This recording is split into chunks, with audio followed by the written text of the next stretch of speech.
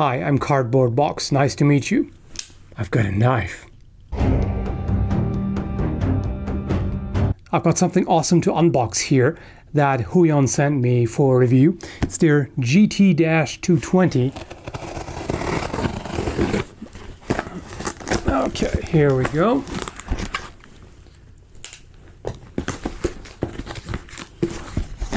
So here's the box within the box. Is there anything else important in here? I don't think so. That's a really sturdy packaging. I approve of that. Extremely thick, stiff cardboard. So that's nice. And here's the thing itself. So this is a pen display, which I've been wanting to get my hands on for quite a while. Most of you probably don't know that, but I used to draw regularly. And I'd like to get back into it. I haven't actually done it in a few years, and it's kind of a shame. So here it is. Thank you for choosing Huion, or however it's pronounced. And then we've got this box here. Let's see, what do we have? So there's a bunch of cables and screws, apparently. So right here, that looks like, yeah, that's a power cable, clearly. Then we've got standard, that's not a standard USB. Another power cable, I assume. Here's the stylus. And then we've got a cloth to wipe the screen. Another thing that looks like a power cable. I'll see how that all comes together. And here's the holder for the stylus. And there's a screwdriver that they supplied along with the screws. Okay, that's unusual. And then here's a power adapter. I can get this open. Okay, now there is the thing itself. By the way, if you're wondering how this is relevant to the channel, you'll see soon enough. But essentially, what I like to do is focus more on, or semi-regularly, on weapon designs and character designs possibly as well, because people often ask me about fantasy weapons and whether a particular design is practical on how to design fantasy weapons that make more sense and things like that. And I have an old Wacom tablet, really old. It's the Intuos 2 or 3. Of course, Wacom also has pen displays, but they are really, really pricey. We're talking over $1,000, well over $1,000 actually. And these here are a lot more affordable while being, this one is in particular is really large. You can see that's pretty much like a computer screen. So that is going to be very helpful. And then, nice thing is I can then do, for example, live videos where I show what I'm drawing at the same time as I do it, and it's going to be a lot less awkward. So this is essentially another screen, but just one that you can draw on. Anything else here? Here is the stand. So right here, come on, get out here. There. So this allows you to set different angles. I'm going to just set it up first and show you what it looks like and test it out. But then I'm going to wait until I have some more experience with it, and then make the actual final review after I know exactly how it works and if there are any particular issues and things like that. Here's the driver CD. So yeah, everything is together, a bunch of cables. So I'm just gonna hook that all up, and then we'll see how it goes. Man, that thing is really large. Alright, so here we are. The display was easy to set up, no issues with installation or anything. And I'm just going to mess around a little bit to show you how this goes and also familiarize myself with it. So, zoom in a little more. There are some settings right here. For example, there are 2 buttons on the pen itself, so you can set that to different functions. I've got Control-Alt-Z here for the step back in Photoshop. Right click is also there. You can adjust the sensitivity right here. So if you go on pressure test, as I lower and increase the pressure, you can see makes quite a difference. And it's got a bit of a grayish tint to it because of the screen protector. You should see a difference when I raise it up. It's noticeable in person, at least. But of course it's good to have the screen protector.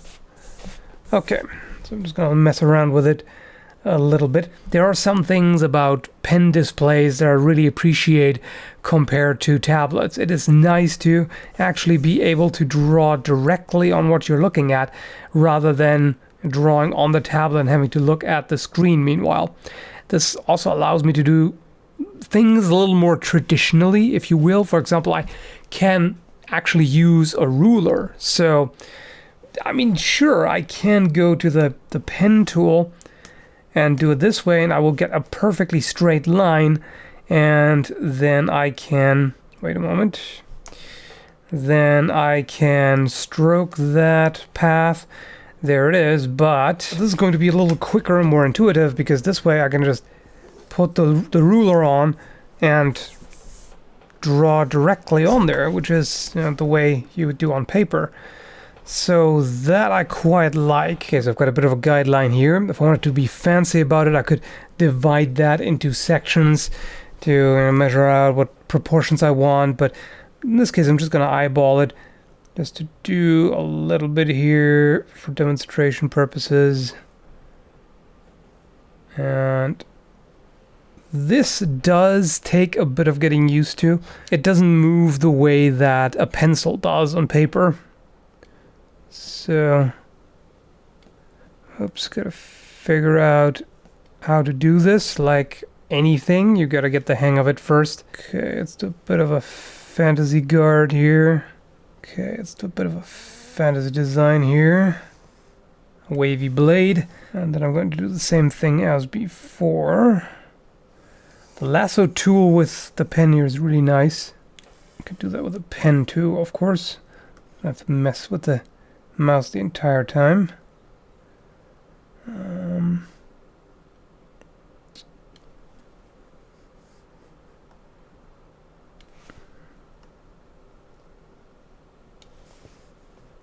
And that looks pretty decent.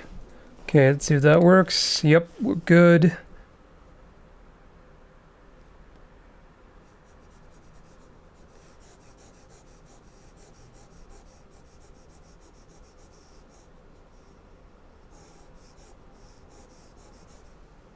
It's been a long time since I did this.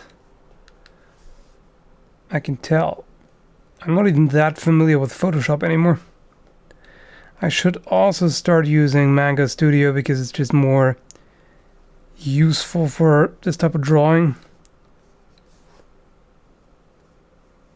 While my hand seems to have forgotten a lot, the display definitely works nicely.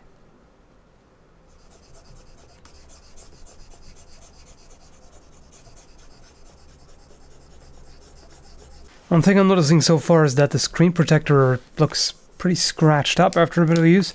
Let's see if that... Oh, I see. Not a problem. You just have to lift it up, put it back down, and there it is. Alright. Not an issue then. So I don't want to do too much yet. It's just a very brief first impression.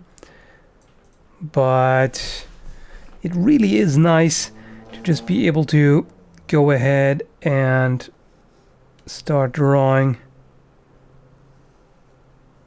directly on what you're seeing. That was a little sloppy. I still have this bad habit of just starting to draw without drawing the outline first. It has some issues to do things this way, for sure. But for quick sketches and whatnot, it's not that big of a deal.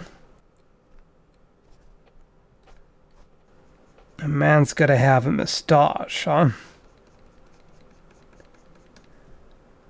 In fact, this is probably going to be a dwarf.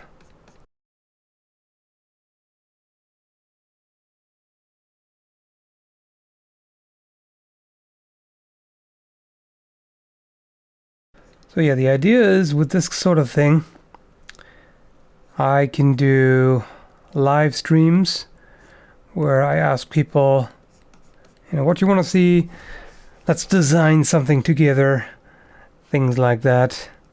Should be pretty interesting. And hopefully eventually I'll be getting back into this and, relearning how this is done. Let's see, sometimes dwarves have pointy ears, don't they? Sometimes they do, sometimes they don't.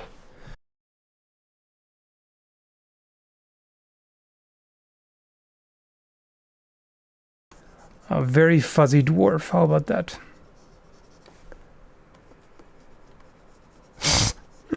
He could go Super Saiyan any moment now, couldn't he?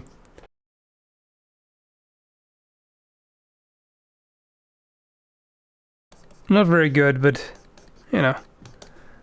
just to try it out, how it feels.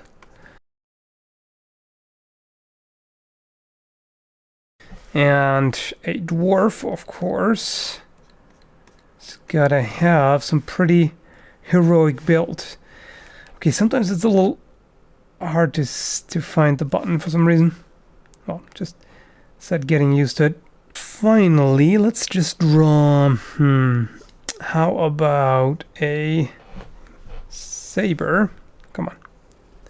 Smooth curves, that's what we want. Isn't it?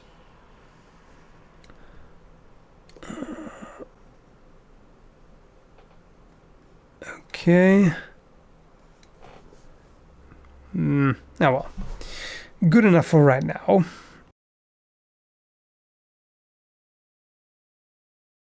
The things that have always given me the most trouble is legs and feet and perspective.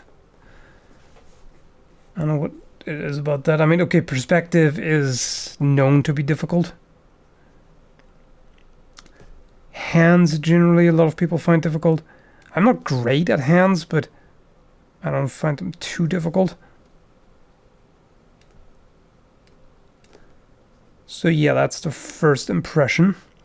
Let me know what you would like to see in a live stream, for example. What should I focus on? Or would you also like to see character designs rather than just weapon designs? Things like that. There's, I said, a lot of potential for this. Plenty of things I could do. And we'll just see what you are most interested in.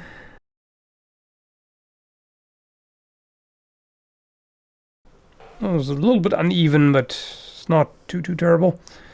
If I fix this up, this would probably look relatively decent. Maybe give the poor person some fingernails too. Because fingernails are kind of useful. Anyway, so I'll leave it at that for right now. I don't want to make this too long.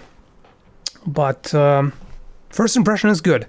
I really like it. It's also nice that it's large, because there is, of course, a certain percentage of the screen taken up by all the surrounding area here, the panels, the tools, and the color swatches and things like that, layer overview.